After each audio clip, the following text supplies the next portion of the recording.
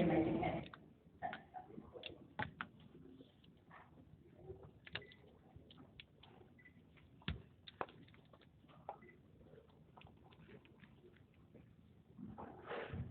Namaskar. Good morning, everybody. On behalf of ASSOCHAM National Council on Education, it is my privilege and honor to welcome Honorable Governor of Uttar Pradesh, Srimati Anandiben Patel ji with us. Thank you very much, madam, for joining us. It is an honor for everybody because you are not only a governor, you are an academician and you are a motivator, inspirer for all of us. I welcome Professor M. Jagdish Kumar, Chairman UGC, who is with us today. Dr. Pankaj Mittal, Secretary General, AIU, my colleague Deepak Sood, Ashwani Lochan, and from industry, Piyush. Thank you very much for joining us today. The theme of today's International Summit is Driving Innovation and Inspiring Minds through Industry Academia Alliance. During the summit, we will have 3 technical sessions apart from the other sessions. 1, fulfilling nation's aspirations through new education initiatives. 2, redefining skill ecosystem to harness demographic dividend and future of higher education in the digital first economy. Honorable Prime Minister has given us a vision. He believes that education is the single most important instrument for social and economic transformation of the country. New education policy has proved that. We at ASSOCHAM are building a bridge between the academia and industry to fulfill the vision of our Honorable Prime Minister. We all know that education sector in India is going through a considerable change.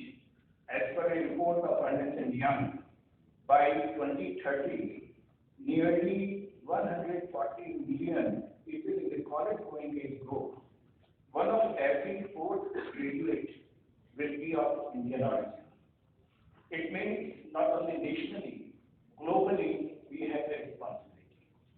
We have to create wonderful youth under the leadership of Honorable Prime Minister with his vision built on 4 foundational pillars of access, equity, quality, affordability, and accountability. New education policy has given us a path that how to move further. And I am sure that today's deliberation, discussions, and guidance, it will help us to go further on this path very strongly. I am sure that through implementation of new education policy, India will be on a track to attain Sustainable Development Goal 4, quality education for all, inclusive education for all, accessibility of affordable education for all, and we will become one of the leaders globally as we have been. Wish group. There is a challenge because in last few decades we have seen that the purpose of education became very biopic. We all thought that the purpose of education is to have employment. However, if we look at Indian ethos, our ancient scriptures, the purpose of education had always been to create good human beings.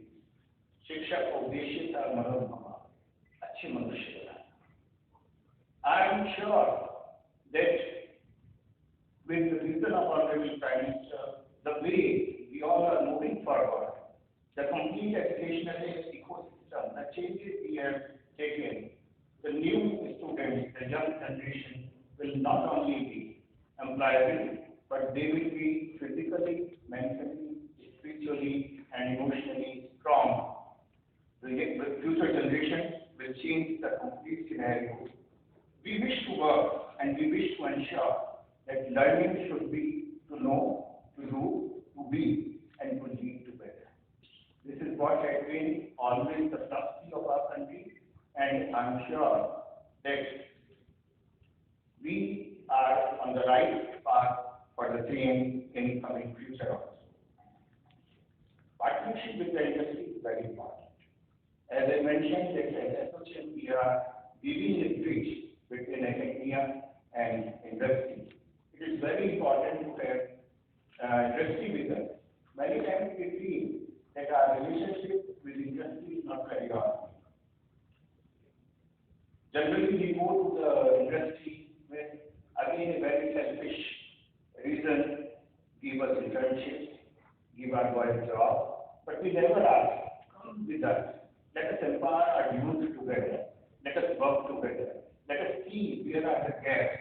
And those gaps, especially the skills, because we try to give some static skills to our students, we have to come back and give few skills mindset to our students, which is going to change the complete scenario in future. Our universities, they need to work, and we are working on the mandate, creation of knowledge. But with creation of knowledge, now we have to integrate that knowledge with innovation and research. And we have to ensure that that knowledge is applicable, the application of knowledge. And that application of knowledge can only happen when industry comes with us together. So from information to knowledge, and from knowledge to wisdom. This is the path what our Honorable Prime Minister has shown to all of us through this new education. And I am sure that we will be in position, we will do it together, and to do it something with teamwork. A vision, a mission to fulfill the aspiration by the inspiration of today's Chief Guest, Honorable Srimati Anandi Patel, our Governor of Uttar Pradesh. I have seen her working. All of you must have seen. I think she is the only governor in the country where very frequently meetings of all universities are happening to see that how quality is improved, to see how experiential learning is happening, to see that how every university is doing something unique as per their local needs and demands. Thank you very much again, madam. Thank you, Professor Jagdish Kumar. Thank you, madam, for joining us today. We are looking forward to learn from you many things today. Thank you very much.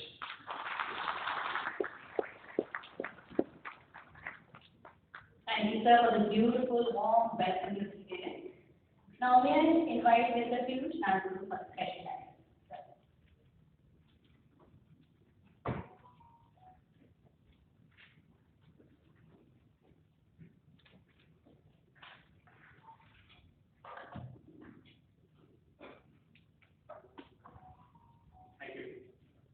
Honorable Chief Guest, Professor Amandala Kumar, Mr. Suman, Mr. Kumar, Dr. Pankaj, and Mr. Deepak. Thank you, and all the delegates present here. A very warm good morning. I think it is very fair to assume that all of us who are present in this room are passionate about education. We all believe that education can uplift generations, can do away with their societal barriers, can propel economy.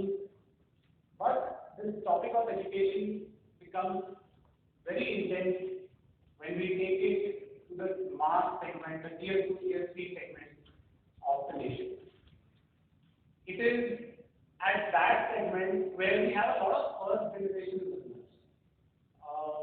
These are students who are probably the first ones going to the formal higher education with their families. They don't have anyone in their families who they have seen thriving in a professional environment. Like most of our kids would have seen how we react to a workplace or professional ethics for that matter. This is a huge gap. These guys have a make-believe world view of how a corporate would look like, but they don't have any information as to what it would take to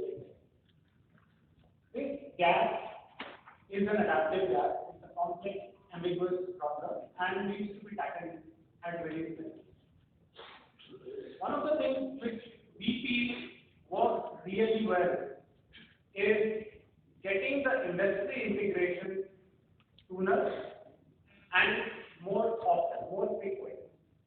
So we should have industry integrated into the education from day one. Why can't we imagine an education where there are master classes from industry experts, which can then graduate to workshops, then graduate to life projects, and then graduate even consulting assignments. So, and some great steps are being taken with the new internship reforms as well, which are very much in the right hand.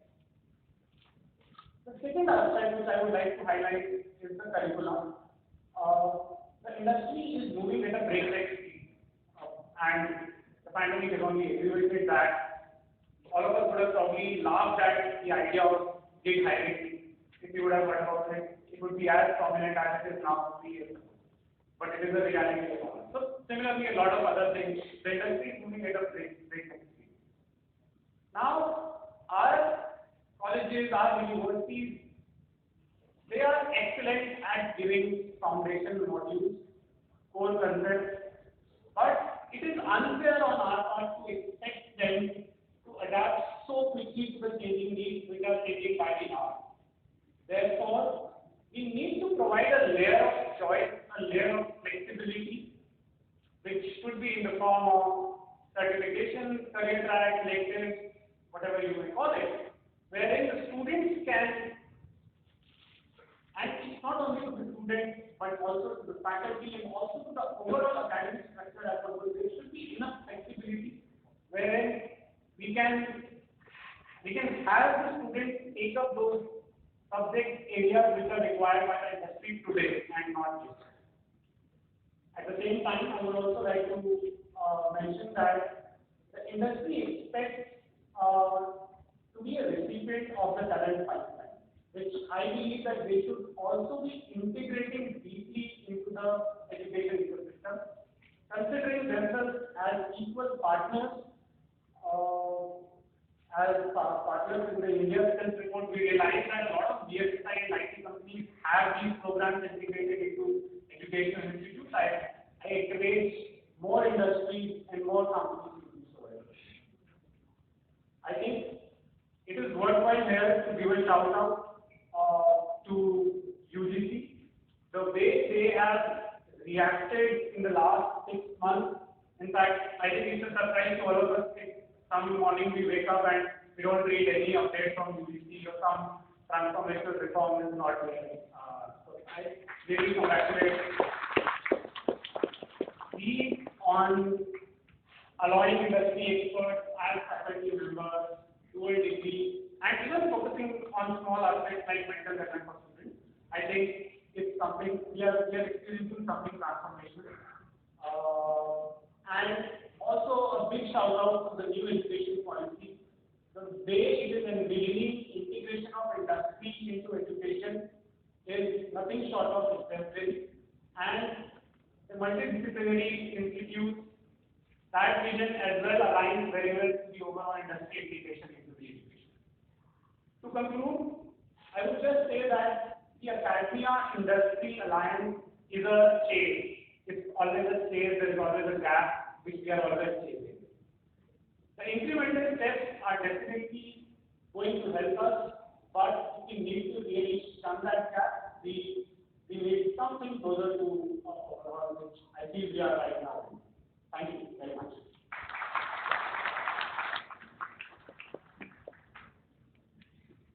Thank you, sir. May I now invite Dr. Pankaj Mittal for the special act.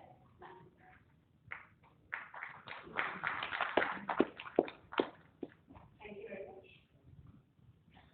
The chief guest of today's program, Madam Intl, Honorable Development of the Honorable Chairman of UGC, Professor Develmnt, the President of ASSOCHAM, Shri Develmnt, Deepak Sunji, the Secretary General of ASSOCHAM. So many friends who are in the audience, I see so many familiar faces here, the Vice Chancellor from many universities, the very good morning to you. Namaste, pranam. First of all, let me thank ASSOCHAM for including me in the inaugural session of this important program, because this is something very important where we are talking about international education summit and skill development in 2022. As we all know that things are changing. They're changing a lot. In every aspect of higher education, just not even saying every morning we get up and we see a new news from the UGC, the news that new regulation, new policy has come. So things are changing. And this does remind me of something which happened more than 100 years back.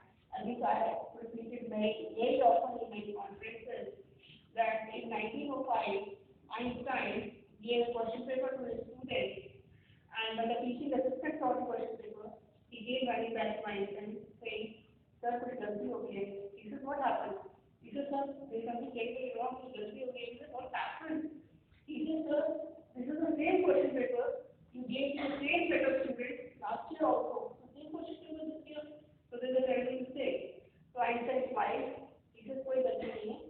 Questions same, answers different, right?" Because in 1904, Einstein came out with 4 papers which changed the very paradigm of physics education, that was relativity, that was the introduction, and all. So that changed the very paradigm of physics education. So there were questions were the same, but the answers were different. We wanted to know whether the students have really gone through those papers and understood those papers. Similarly, today, more than 100 years after, before NEP and after NEP, questions are the same: what to teach, how to serve the students, but the answers are totally different. What to teach, for example, when we talk about what to teach, there was a curriculum which we all were learning for a long time, and you know that there have been many issues with the curriculum in terms of, say, employability. There have been many surveys given by ASSOCHAM which says that the employability is only to the extent of 20 to 30%, that means more than 70% of the graduates are unemployable. There is an issue with regard to the industry connect, because the industry says that we need people from the universities who are well trained for doing the job in the industry, but they are not trained, so they are not able to do the job. Then we have to sort of subject them to a finishing school so that once they are trained, then they can get employed in the university.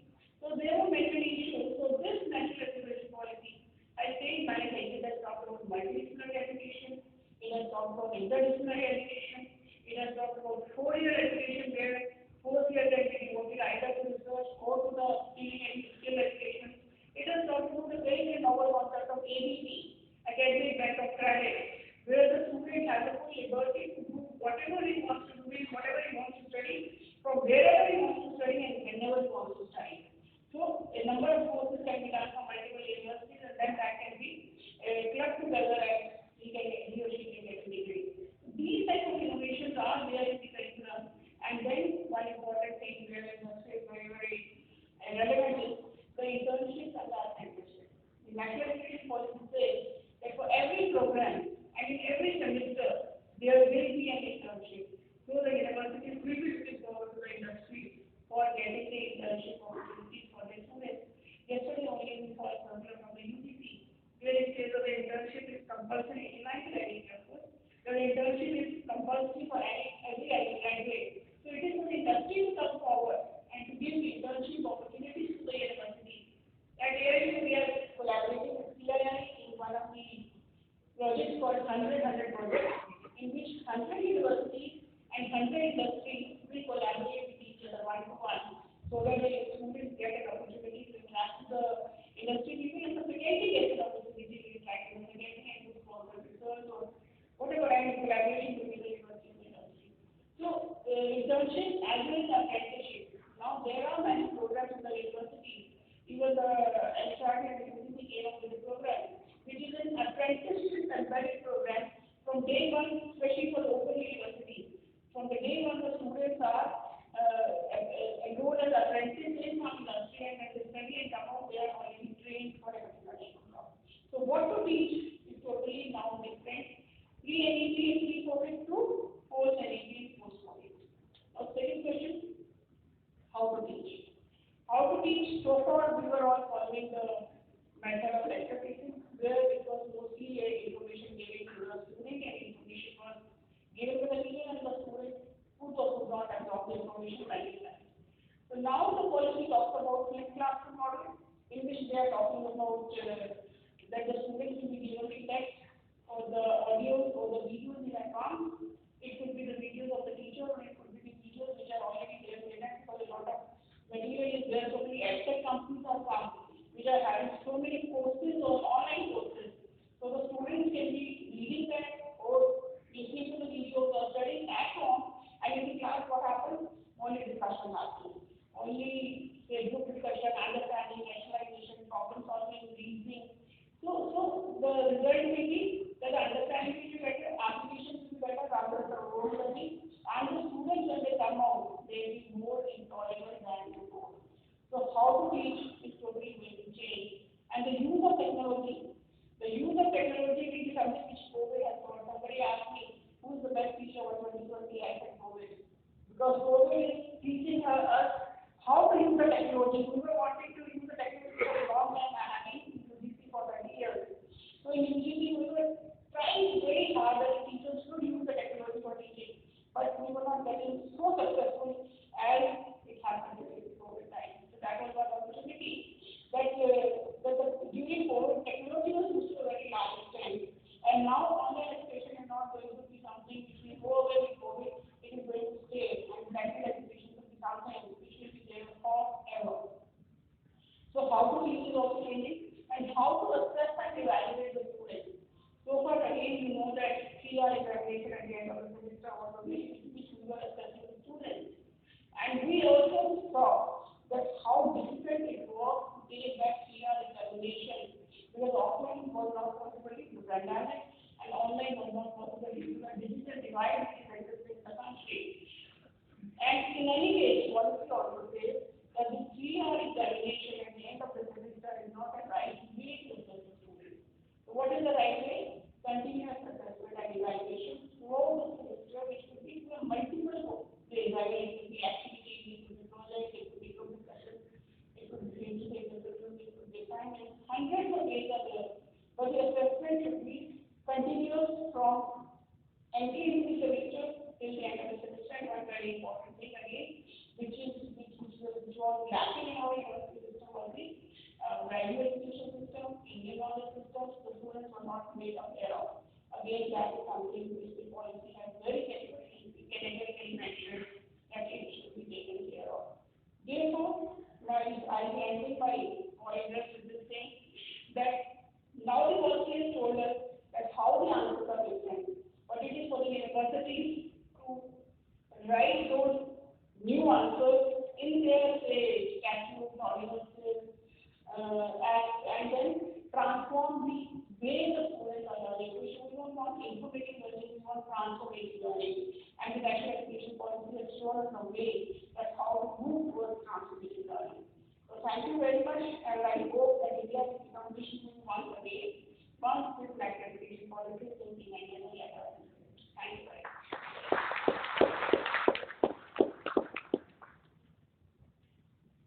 Thank you, ma'am. May I invite Mr. Maridala Jagdish Kumar for his question.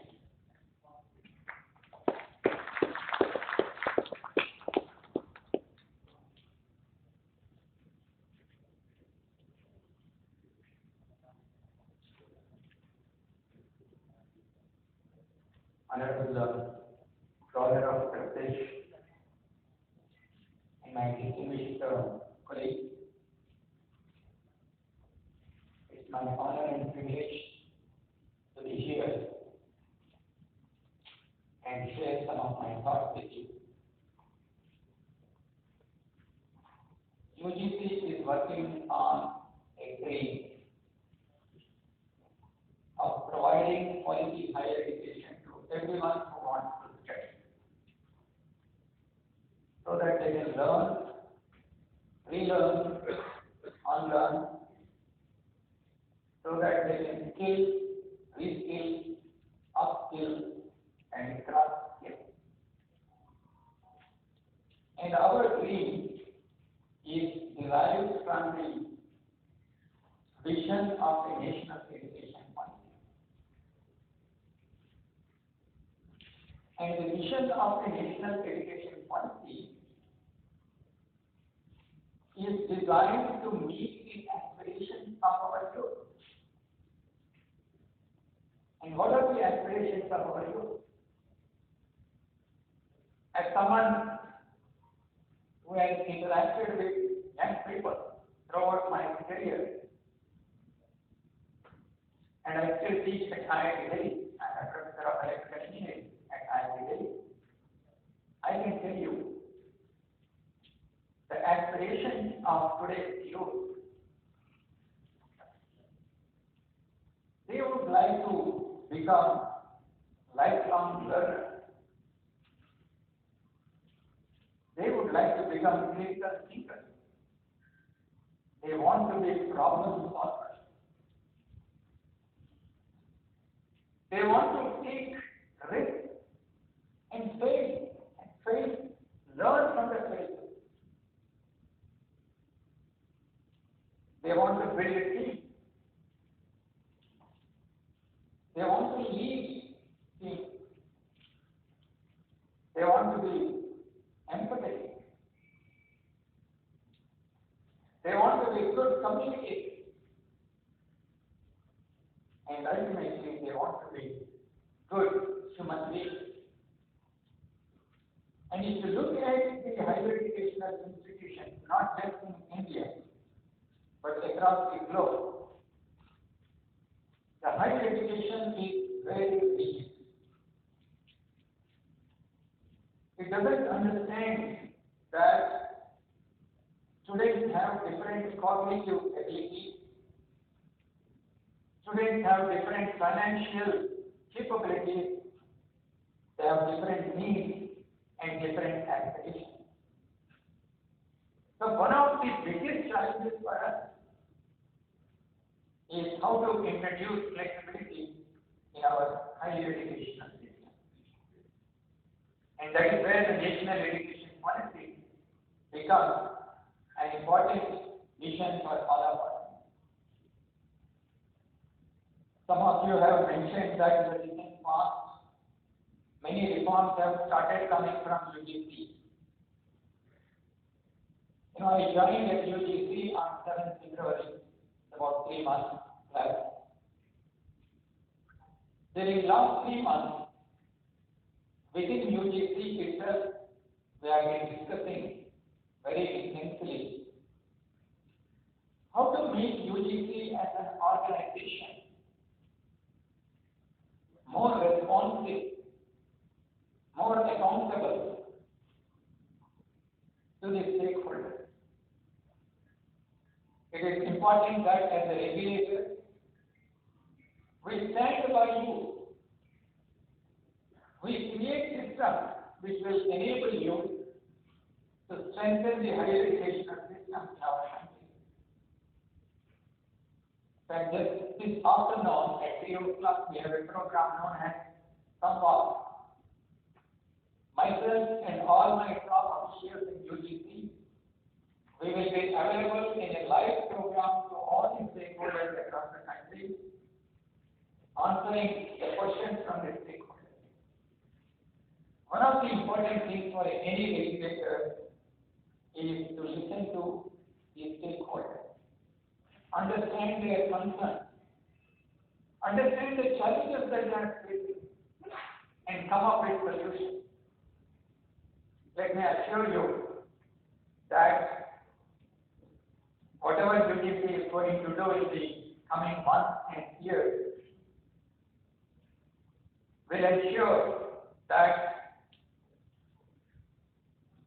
your hands are strengthened as leaders of the educational institution, so that you can bring in many reforms in the higher educational area. Friends, in our country, there are many excellent institutions, such as IIT, ISSOCHAM, Indian Institute of Science. These excellent institutions, they are on top of the pyramid. And the bottom of the pyramid consists of thousands of our colleges, hundreds of our universities. You will be surprised to know that nearly 60% of our 45,000 colleges, they are located in rural background. Nearly 42% of our universities are located in rural sector. That means what? Majority of our students, they are coming from rural background. They are coming from weaker sections, socially, economically weaker sections. A large chunk of our 4,000 crores who are in the higher education institutions come from our background.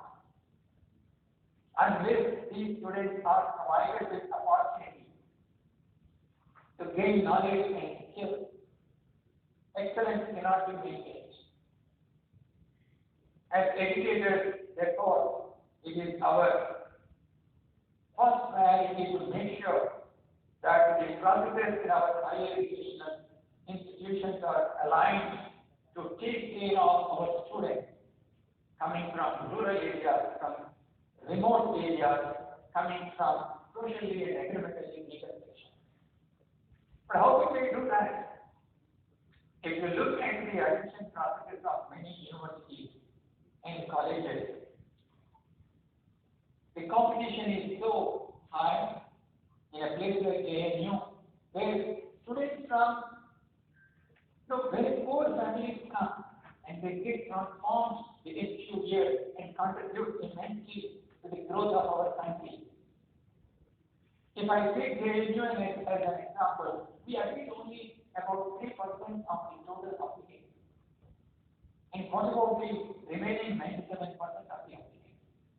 How can we reach out to that? And this is the dream of our prime minister. When you are speaking to a group of educators a couple of months ago, he said we need to create unlimited number of seats in each discipline. Recently, we have seen in Ukraine what happened. Thousands of students came back, and we have suddenly realized the need for creating more seats in medical schools, building more medical institutions, universities. So how can we reach out? One of the solutions that is emphasized in national education policy is the introduction of the digital technology. Soon we are going to come up with very simplified regulations for online education, which will empower a large number of universities and colleges to start online degrees. Instead of forcing the students to come from remote areas, from rural areas, when they have difficulty financially to come and live in a big city and study, why not we give high quality education to their doorstep? And that is where the online education becomes very, very important. We are also working on building a digital university which will work as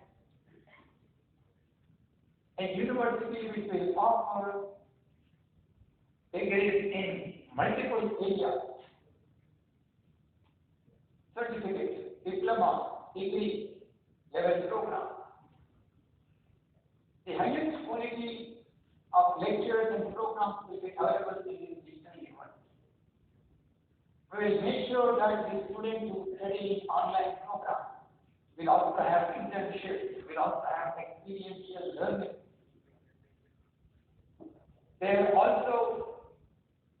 are plans to introduce in the digital university platform employers, so that the students who pass out from this digital university meet the employer and then the career growth also will be taken care of.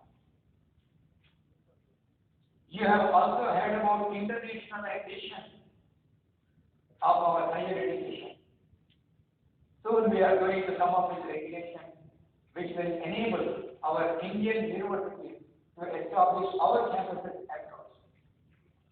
These regulations will also enable the foreign universities to come and establish their campuses here. Recently, we have seen a new regulation which permits top universities and colleges to go for training, join and graduate degree. For you, as leaders of educational institutions, it is for you to take the first step. You need to facilitate many things, but you need to take the first step. For example, many of us talk about academia-industry interaction. Now, I do not consider neither the industry as selfish nor the academia as selfish. When the industry says that we need people who are employable, they are not selfish. When the academia asks, you please provide us internships for our students, they are not selfish.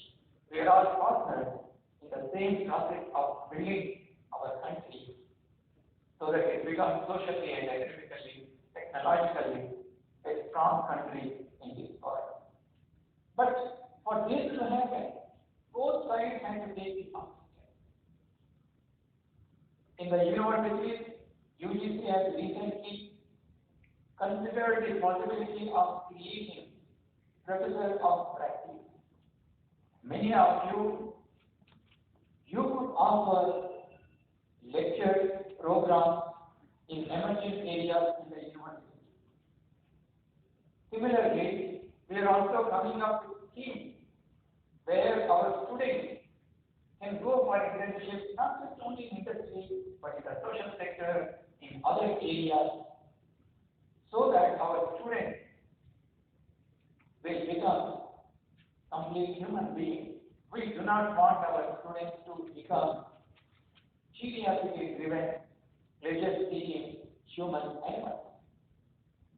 That's the reason why in our national education policy, we also emphasize on Indian ethos, ethical framework as part of the education. Ultimately, all of us should be guided by the neutral values of love, compassion, empathy, and sharing with each other. And that is the only way we can build a happy society and become a role model for the rest of the world. I would like to assure you before I conclude that we are open for any suggestions from the academia and industry. From time to time, when we announce the reform, we request the stakeholders to give their feedback.